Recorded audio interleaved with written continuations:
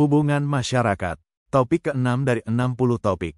Perkembangan konsep humas. Seperti juga ilmu-ilmu lain yang selalu mengalami perkembangan, kajian tentang humas juga mengalami perkembangan dari masa ke masa. Sebagai sebuah kajian, humas berkembang melalui beberapa tahapan atau evolusi. Tahapan-tahapan tersebut berkembang dari mulai banyaknya praktik-praktik humas yang dipakai di dunia hiburan dan yang banyak unsur manipulasinya hingga sekarang ini. Humas telah berkembang menjadi suatu bagian dari fungsi manajemen organisasi dan diaplikasikan secara terencana dan profesional. Humas dan dunia hiburan, munculnya era press agentry. Dalam beberapa literatur, disebutkan bahwa profesi humas dianggap pertama kali muncul sekitar tahun 1830-an di Amerika Serikat. Pada waktu itu, tentu saja istilah public relations atau humas belum dikenal dan yang populer pada masa itu adalah istilah press agents atau press agentry. Profesi press agents muncul seiring dengan semakin populernya surat kabar sebagai media penyampai informasi. Pada masa itu, masyarakat Amerika bahkan sangat menggemari surat kabar penny press, istilah lain dari koran kuning, yang banyak memuat berita-berita sensasional. Kepopuleran jenis koran kuning ini di tengah-tengah masyarakat telah menyadarkan orang-orang yang berkecimpung di dunia hiburan, entertainment industry, untuk memanfaatkan situasi ini dengan sebaik-baiknya. Mereka melihat fenomena surat kabar ini sebagai sebuah kesempatan emas untuk menjadi terkenal. Kepopuleran akan ada dalam genggaman jika nama serta berita mengenai mereka muncul di surat kabar. Hal inilah yang kemudian memunculkan profesi press agents. Orang-orang dari dunia hiburan sadar bahwa mereka memerlukan seseorang yang dekat dengan industri surat kabar yang dapat dan mau menuliskan berita tentang mereka. Oleh karena itu, mereka biasanya lantas menyewa seorang mantan wartawan atau bahkan seorang wartawan yang masih aktif untuk menjadi press agent mereka. Pada perkembangannya, para press agents inilah yang kemudian bertugas untuk memopulerkan seorang calon bintang atau bintang yang sudah mulai pudar namanya.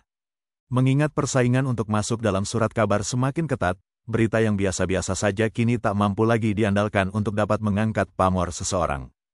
Para bintang tersebut butuh pemberitaan tentang dirinya yang lebih seru, lebih hebat, dan lebih menghebohkan.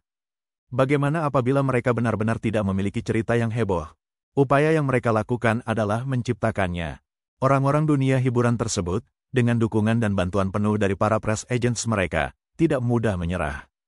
Mereka bertekad akan menggunakan segala cara, bahkan termasuk memanipulasi berita atau membuat berita bohong yang sensasional, asalkan nama serta cerita seru mereka dapat dimuat di surat kabar. Phineas T. Barnum atau yang lebih dikenal sebagai P.T. Barnum adalah salah seorang press agents yang paling laris pada masa itu. Bintang-bintang orbitannya kebanyakan berasal dari kalangan sirkus. Tokoh-tokoh legendaris Amerika dari zaman Wild West, seperti Davy Crockett, Buffalo Bill Cody, Wild Bill Hickok, serta Wyatt Earp, adalah orang-orang yang memanfaatkan jasa para press agents untuk memopulerkan dirinya. Dengan perkembangan industri media massa, atau surat kabar, yang semakin pesat, industri hiburan pun tak mau ketinggalan. Karena itu, profesi press agent semakin menjadi bagian yang penting dari bisnis hiburan tersebut. Ketika P.T. Barnum meninggal, koran London Times dengan cinta menyebutnya dengan harmless deceiver atau penipu yang tidak berbahaya. Sepanjang agen press agents digunakan untuk mempromosikan kegiatan sirkus, hiburan, dan olahraga profesional, potensi negatifnya dapat dibatasi. Namun, penggunaannya di dunia politik dan bisnis dapat membahayakan. Walaupun di satu sisi profesi press agent adalah profesi yang menggiurkan, di sisi lain semakin banyak kebohongan yang mereka ciptakan demi memopulerkan klien mereka. Dalam catatan Latimore dan kawan-kawan, untuk mendapatkan perhatian media dan publik, press agent dapat menjadi kasar, eksploitatif, dan manipulatif. Kebohongan tersebut terbongkar dan akhirnya justru memberi nama buruk bagi profesi itu sendiri. Pada tahun 1878, sosiolog Prancis, Paul Brousse, memaparkan apa yang dia sebut dengan propaganda of the dead. Istilah ini mengacu pada tindakan provokatif yang dilakukan dalam rangka mendapatkan perhatian publik terhadap suatu masalah atau keluhan. Bagi para anarkis Eropa pada akhir abad ke-19 atau abad ke-20, propaganda of the dead berarti melakukan aksi bom, pembunuhan, dan penculikan. Para sosiolog Eropa khawatir kalau para press agents dan ahli retorika terlibat dalam mengajak masyarakat untuk mendukung tindakan anarkis tersebut sehingga membuat pemerintah dan masyarakat menjadi tidak stabil.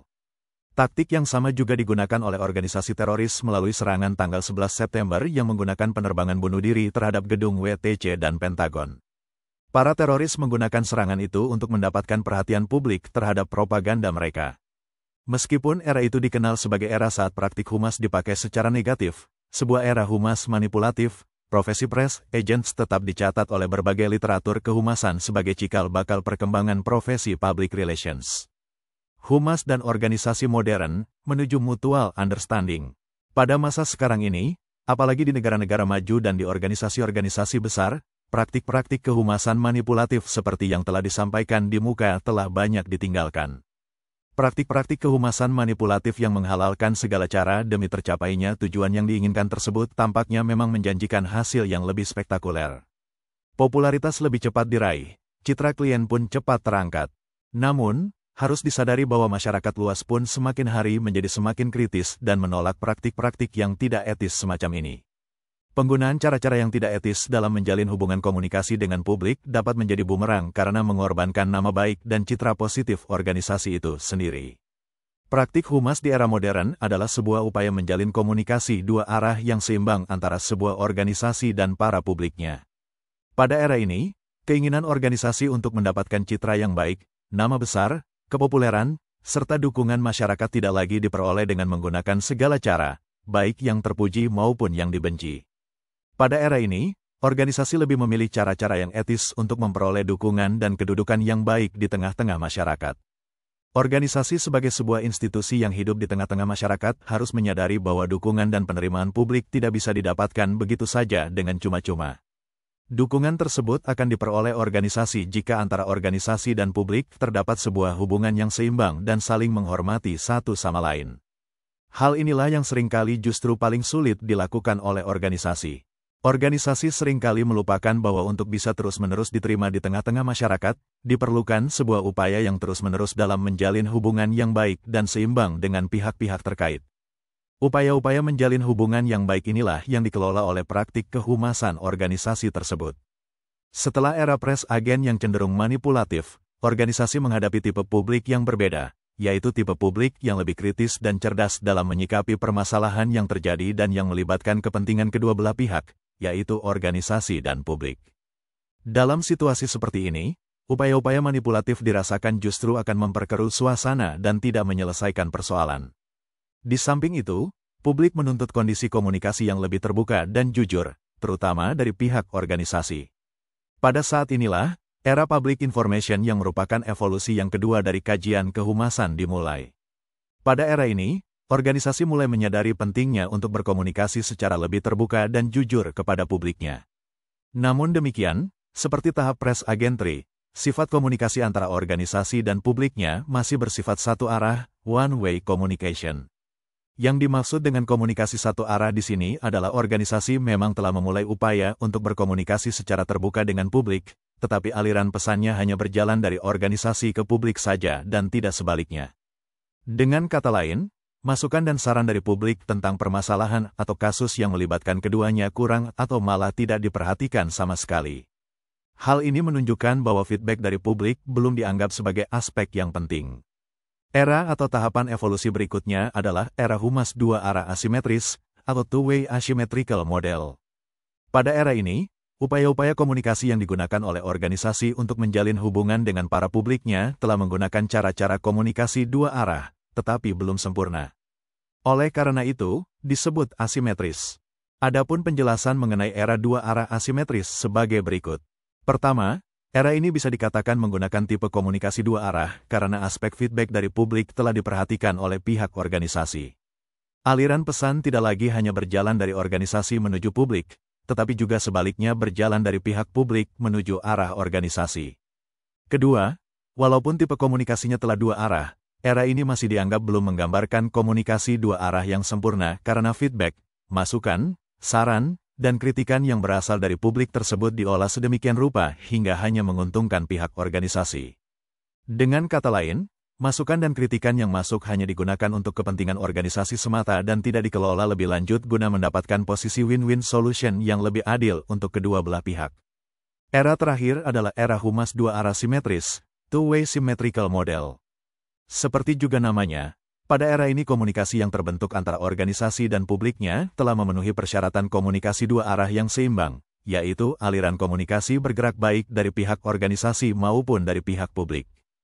Feedback yang diperoleh dari komunikasi dua arah ini pun dimanfaatkan sebaik-baiknya dengan memperhatikan kepentingan organisasi ataupun kepentingan publik sehingga dapat dicapai kesepakatan yang benar-benar menguntungkan keduanya.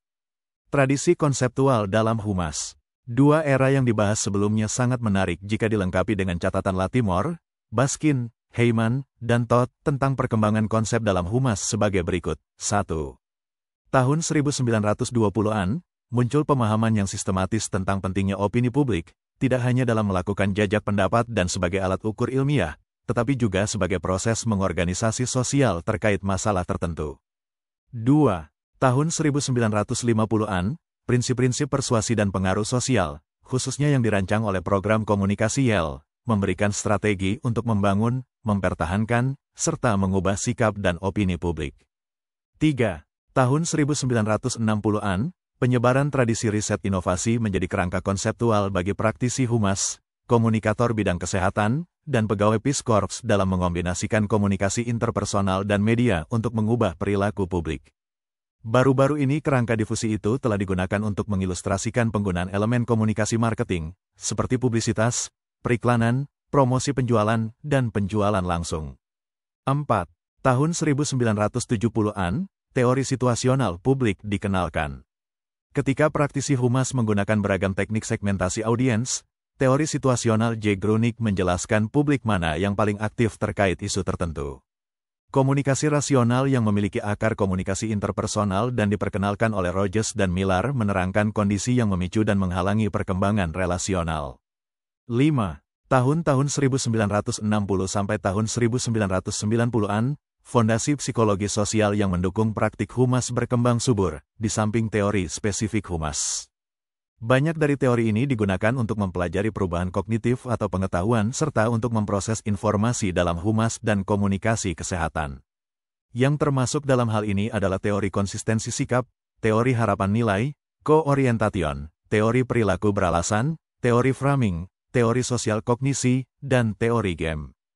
6. Tahun-tahun 1970 sampai tahun 2000-an, pengaruh-pengaruh normatif terhadap praktik humas telah mendorong munculnya riset penting terhadap peran praktisi, feminisasi bidang ini, dan pengaruh terkait gender lainnya. 7.